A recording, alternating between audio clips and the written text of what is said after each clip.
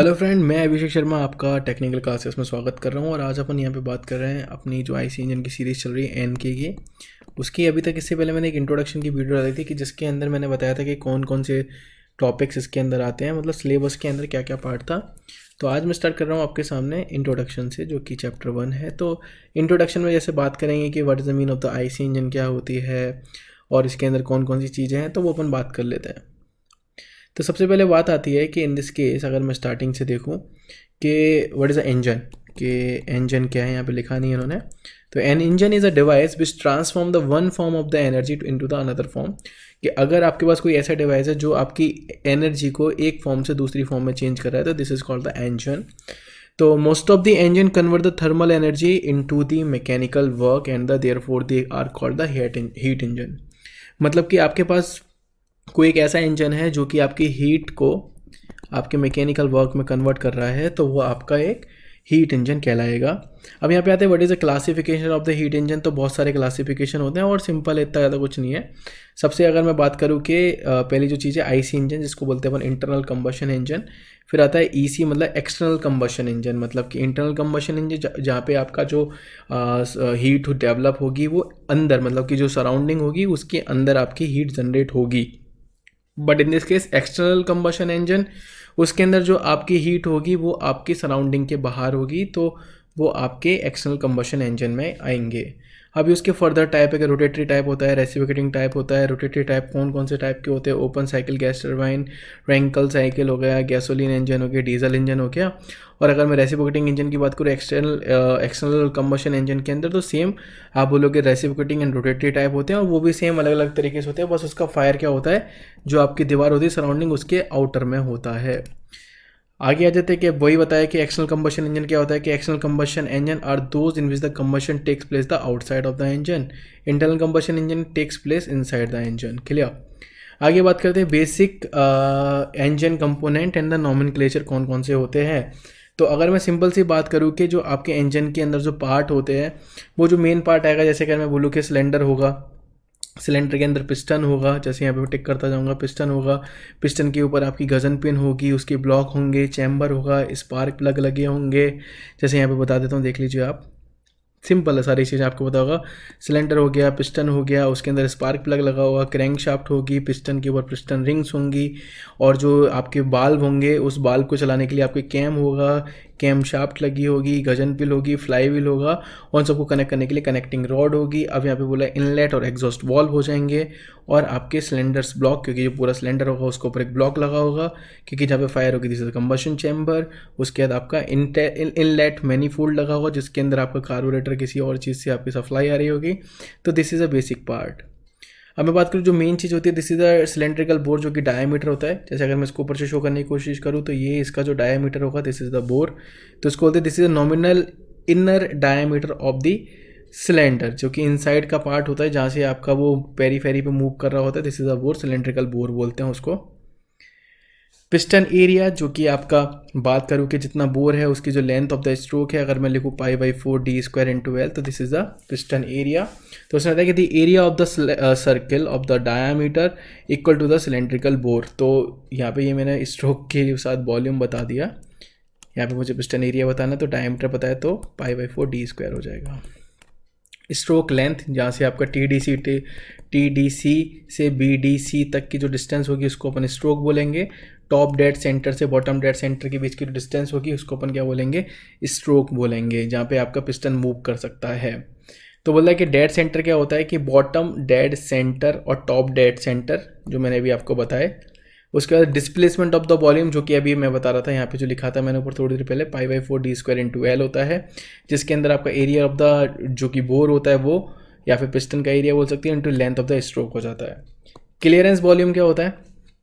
जैसे मेरे पास पिस्टन ये सिलेंडर है, इसके अंदर पिस्टन आपका टीडीसी तक ही जा पाता है, इस पोजीशन तक। तो इसके ऊपर जो आपका ये एरिया बच जाता है, देखिए यहाँ पे ये जो पार्ट रहता है, this is the clearance part. और जब मैं इसका वॉल्यूम निकालता हूँ तो this is the clearance volume, जिसको अपन वीसी से रिप्रेजेंट करते हैं। अब यहाँ पे बोला कि सिलेंडर का वॉल्यूम क्या होता है, तो यहाँ पे मैंने बोला कि यहाँ तक मेरी क्या थी, बीडीसी, जो कि लेंथ थी, स्ट्रोक लेंथ थी। तो इसके बीच में जो आपका वॉल्यूम आ रहा है वो स्ट्रोक वॉल्यूम होगा, यहाँ आगे आपका क्लियरेंस वॉल्यूम, तो इन दोनों का समेशन क्या हो जाएगा, आपका सिलेंडर का वॉल्यूम हो जाएगा। सिंपल। इसके बाद बोला कि what is the compression ratio, तो आपको मैं बता दूं compression ratio is always greater than 1, कि हमेशा एक से बड़ा होगा। तो आपको पता है कि जब हमेशा एक से बड़ा होगा तो ऊपर आने वाली चीज़ आपकी बड़ी होगी, नीचे आने वाली चीज़ छोटी होगी। तो V क्या है आपका total volume of the cylinder हो गया, और VC क्या हो गया आपका क्लियरेंस वॉल्यूम हो गया। तो यहाँ पे जैसे कि इसकी वैल्यू वेरी करती है 4 to 8 फॉर द आपके पेट्रोल इंजन के लिए, और जहाँ तक कि कुछ 16 to 24 कर दिए डीजल इंजन के लिए। तो वो कुछ पैरामीटर्स होते हैं, तो वो यहाँ पे देखने को मिल जाएंगे आपको आगे। पर कुछ परफॉर्मेंस पैरामीटर होते हैं जिसके अंदर एफिशिएंसीज आती हैं। तो नंबर 1 द थर्मल एफिशिएंसी, तो कुछ थर्मल एफिशिएंसीज होती है जैसे indicated thermal efficiency, brake thermal efficiency, mechanical efficiency, volumetric efficiency. तो आप समझने की कोशिश करना क्या होगा कि अगर मेरे पास एक इंजन है, अगर मैंने उसके अंदर फ्यूल डाला और फ्यूल के बाद जो पावर निकली, this is the indicated power. क्या होगी वो आपकी इंडिकेटेड पावर होगी। उसके अंदर से जितनी आपकी एनर्जी मेरे इंजन को मिलेगी, this is the brake power, और जो बाहर निकल जाएगी this is the friction power. तो अब यहाँ पे सबसे पहली चीज़ नोटिस करनी है आपको कि यहाँ पे जो आपकी इंडिकेटेड थर्मल एफिशिएंसी क्या है।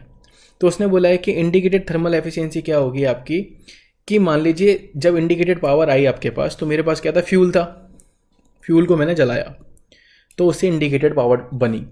तो मुझे पता करना है कि कितनी एफिशिएंसी डेवलप हुई, मतलब कितना फ्यूल से इंडिकेटेड पावर डेवलप हो गई।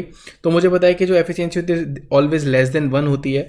तो जो आपके नीचे लिखा हुआ है this is the energy supply by the fuel, मतलब कि कितनी एनर्जी फ्यूल से आपके पास आ गई। और जो ऊपर लिखा हुआ है this is the energy equivalent of the indicated power पर सेकेंड, क्योंकि यहाँ पे फ्यूल से पर सेकेंड में ही आपकी एनर्जी को देखा जा रहा है।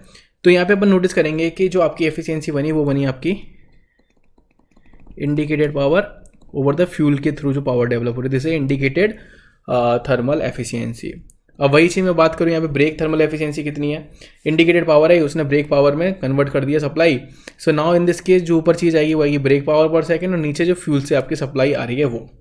अब बात आ गई यहाँ पे मैकेनिकल एफिशिएंसी की, कि कितना काम सिस्टम के अंदर हो रहा है, what is the mechanical efficiency. तो मैकेनिकल एफिशिएंसी के अंदर मुझे देखना है कि आपको नोटिस करना पड़ेगा कि सिस्टम को मैंने इंडिकेटेड पावर दी और सिस्टम ने उस पर जो काम किया वो ब्रेक पावर में काम कर दिया। तो यहाँ पे जो मेरी एफिशिएंसी निकली वो निकली brake power over indicated power. उसके बाद मैं बात करूँ कि वॉल्यूमेट्रिक एफिशिएंसी, जो कि सबसे ज़रूरी एफिशिएंसी आती है, क्योंकि कितना वॉल्यूम है वहाँ पे वो मुझे आइडेंटिफाई करना है। तो इन्होंने बताया है कि volume flow rate into the air, मतलब volume flow rate of the air into the intake system, मतलब इनटेक सिस्टम के आपका जब वॉल्यूम के अंदर सक्शन वॉल्व होता है उसके अंदर कितना वॉल्यूम आ गया वो देखना है। बाकी the rate at which the volume is displaced by the system, मतलब कि उसके अंदर कितना वॉल्यूम आया एयर का या किसी भी चीज़ का, वो कितना अंदर आया और कितना डिस्प्लेस किया, तो वो उसकी वॉल्यूमेट्रिक एफिशिएंसी कहलाती है। आगे आ जाइए। Next is the relative efficiency या एफिशिएंसीज रेशियो। तो सबको पता है कि रिलेटिव अगर मैं बात कर रहा हूँ तो एक्चुअल और आइडियल के बीच में बात करूंगा।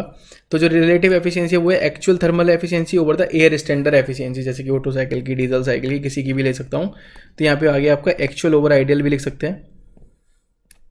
तो efficiency of the relative is the actual thermal efficiency over the air standard efficiency.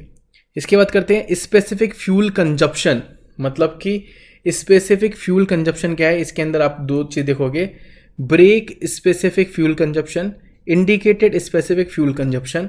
तो यहाँ पे अगर मैं ब्रेक की बात करूँगा तो नीचे मेरी ब्रेक पावर आ जाएगी, इंडिकेटेड की बात करूँगा तो इंडिकेटेड पावर नीचे आ जाएगी।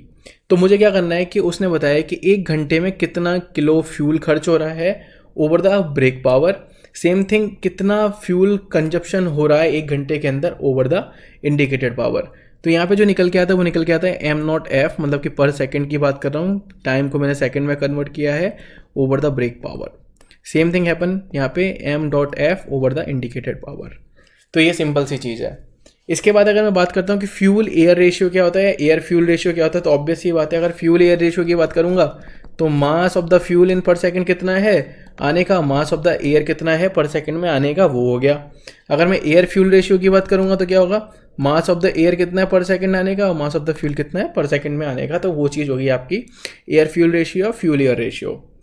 तो यहाँ पे बताया कि engineering performance is the indicated of the degree of the success with which it is doing its assigned job, that is conversion of the chemical energy contained into the fuel into the useful mechanical work. Obvious ही बात है, performance की बात करूंगा तो fuel से जितनी chemical energy में कन्वर्ट होगा वो मैकेनिकल एनर्जी में कन्वर्ट हो जाएगा, तो वो उसकी क्या होगी, एक डिग्री ऑफ सक्सेस के बराबर होगी।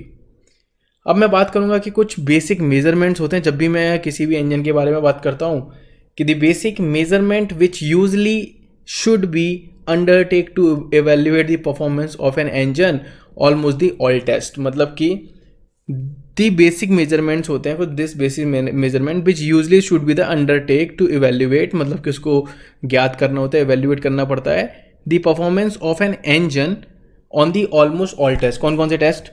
Speed test, fuel consumption test, air consumption test, smoke density, brake power, indicated power and friction power and heat going to the cooling water. तो ये सारी चीज़ें अपन को देखनी पड़ती है। आगे आ जाते हैं, और भी बेसिक हैं इसके अंदर।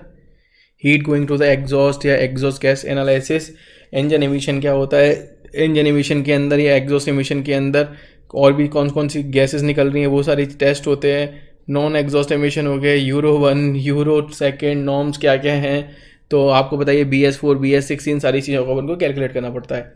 तो ये मेरे कुछ इंट्रोडक्शन वाला पार्ट था जिसके अंदर अपन ने इंट्रोडक्शन देखा किसका, आईसी इंजन के पहले चैप्टर का। बाकी अभी जो पार्ट ए मैं स्टार्ट करने वाला हूँ दूसरी वीडियो के अंदर, क्योंकि वीडियो फिर मेरी ज़्यादा लंबी हो जाएगी तो आपको ज़्यादा समझ में नहीं आएगा, तो फटाफट से एक एक पार्ट आप देखते जाएंगे तो आपको जल्दी जल्दी समझ में आ जाएगा। तो thank you for watching guys, thank you. Please अगर अच्छी लगी तो प्लीज़ लाइक ज़रूर करना, शेयर जरूर करना। Thank you for watching guys.